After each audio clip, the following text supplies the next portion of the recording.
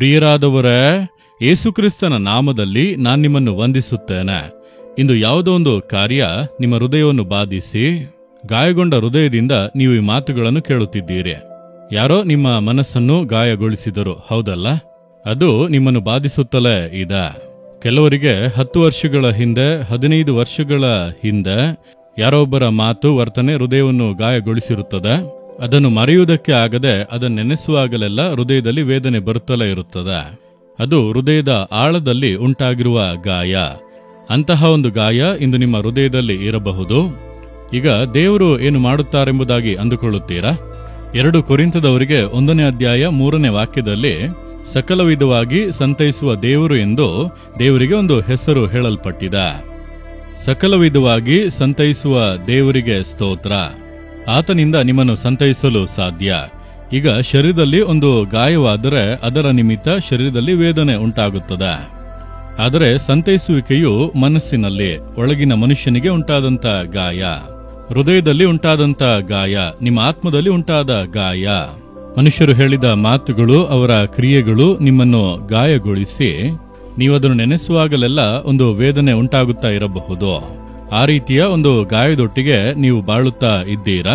ದೇವರು ಹೇಳುತ್ತಾರೆ, ನನ್ನ ಮಗನೇ, ಮಗಳೇ, ನಾನಿನ್ನನ್ನು ಸಂತೈಸಲು ಸಾಧ್ಯ, ನಿನಗೆ ನಾನಿದ್ದೇನೆ ಎಂಬುದಾಗಿ ಸಂತೈಸುವಂತ ದೇವರು.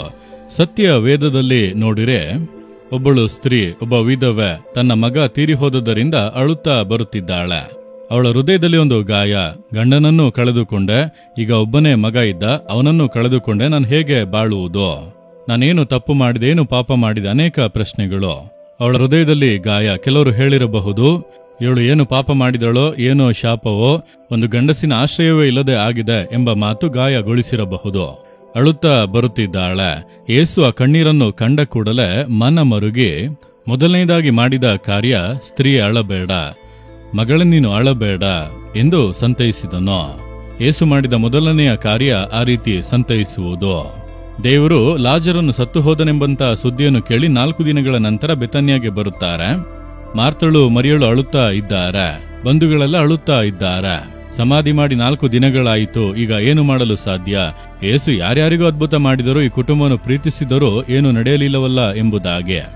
ಯೇಸು ಒಂದು ಅದ್ಭುತ ಮಾಡುವುದಕ್ಕೆ ಬಂದಿದ್ದಾನೆ. ಸತ್ತು ಹೋಗಿರುವ ಲಾಜರನನ್ನು ಎಬ್ಬಿಸಲಿದ್ದಾರೆ. ಆದರೆ ತಕ್ಷಣ ಅವರಿಗೆ ಬೇಕಾಗಿರುವುದು ಸಾಂತ್ವನ. ಆ ರೀತಿ ಅವರು ಅಳುತ್ತಾ ಇರುವಾಗ ವಾಕ್ಯ ಹೇಳುತ್ತದೆ, ಯೇಸು ಕೂಡ ಅತ್ತನು.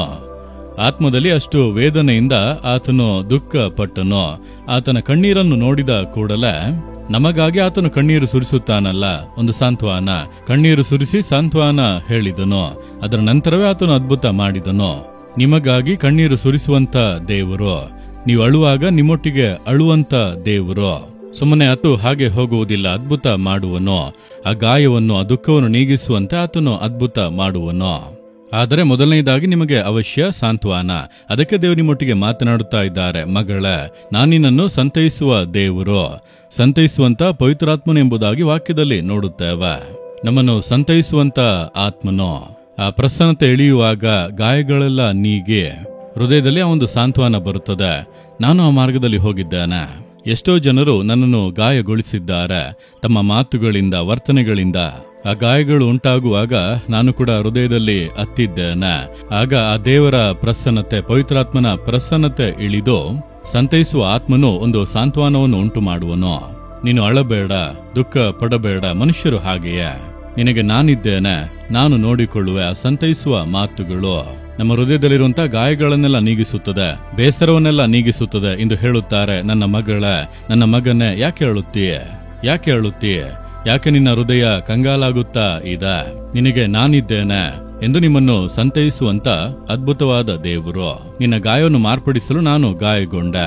ನನ್ನನ್ನು ಪರಿಹಾಸ್ಯ ಮಾಡಿದರು, ಮಾತುಗಳಿಂದ ಚುಚ್ಚಿ ಹೊಡೆದರು, ಸುಳ್ಳು ಆಪಾದನೆಗಳನ್ನು ನನ್ನ ಮೇಲೆ ಹೊರಿಸಿದರು, ಆರೋಪಗಳನ್ನು ಹೊರಿಸಿದರು, ನನ್ನನ್ನು ವೇದನೆ ಪಡಿಸಿದರು. ಎಲ್ಲವನ್ನೂ ಕೂಡ ನಾನು ಸಹಿಸಿಕೊಂಡೆ. ಯಾಕೆ ಗೊತ್ತಾ? ನಿನ್ನನ್ನು ಸಂತೈಸಲು ನಾನು ಆ ಮಾರ್ಗದಲ್ಲಿ ಹಾದು ಹೋದೆನು ಎಂದು ದೇವರು ಹೇಳುತ್ತಾರೆ. ಆತನು ಸಂಧಿಸದೇ ಇರುವ ಸಮಸ್ಯೆಯನ್ನು ನಾವು ಸಂಧಿಸುತ್ತಾ ಇದ್ದೇವೆ. ಆದ್ದರಿಂದ ಆತನನ್ನು ಯೋಚಿಸಿರಿ. ಆ ಒಂದು ಸಾಂತ್ವನ ಹೃದಯದಲ್ಲಿ ಬರುತ್ತದೆ. ಪವಿತ್ರಾತ್ಮನು ಈಗ ಆ ಸಾಂತ್ವನವನ್ನು ನಿಮಗೆ ಅನುಗ್ರಹಿಸುವನು. ನಿಮ್ಮ ಕಣ್ಣೀರು ಒರೆಸಲ್ಪಡುತ್ತದೆ, ಗಾಯಗಳು ನೀಗುತ್ತವೆ. ದೇವರೇ, ಈ ಮಗನನ್ನು ನೋಡಿ, ಈ ಮಗಳನ್ನು ನೋಡಿ ಗಾಯಗೊಂಡ ಹೃದಯದಿಂದ ನಿಂತಿದ್ದಾರೆ. ಹೃದಯವು ಅಳುತ್ತಾ ಇದೆ, ಹೊರಗೆ ಹೇಳಲಾಗದ ಹೃದಯದಲ್ಲಿ ಅಳುತ್ತಾ ಗಾಯಗೊಂಡಂತ ಹೃದಯದಿಂದ ಇದ್ದಾರೆ. ಈ ಮಗನನ್ನು, ಈ ಮಗಳನ್ನು ಸಂತೈಸಿರಿ. ಪವಿತ್ರಾತ್ಮನೆಂಬಂತ ಸಂತೈಸುವಾತನು ಇಳಿದು ಆ ಗಾಯಗಳನ್ನು ಮಾರ್ಪಡಿಸಿ ಸಾಂತ್ವನದಿಂದ ತುಂಬಿಸಿ ನೀವು ಸಕಲ ವಿಧವಾಗಿ ಸಂತೈಸುವ ದೇವರು ಎಂಬುದನ್ನು ಈ ಮಗನು, ಈ ಮಗಳು ಈಗಲೇ ತಿಳಿದುಕೊಳ್ಳುವಂತೆ ಮಾಡಿರಿ. ಆ ಗಾಯಗಳು ಮಾರ್ಪಟ್ಟು ಒಂದು ಸಾಂತ್ವನ ಹೃದಯವನ್ನು ತುಂಬಲಿ. ಯೇಸು ಕ್ರಿಸ್ತನ ನಾಮದಲ್ಲಿ ಆ ಒಂದು ಬದಲಾವಣೆ ಬರಲಿ. ಆಮೇನ್, ಆಮೇನ್.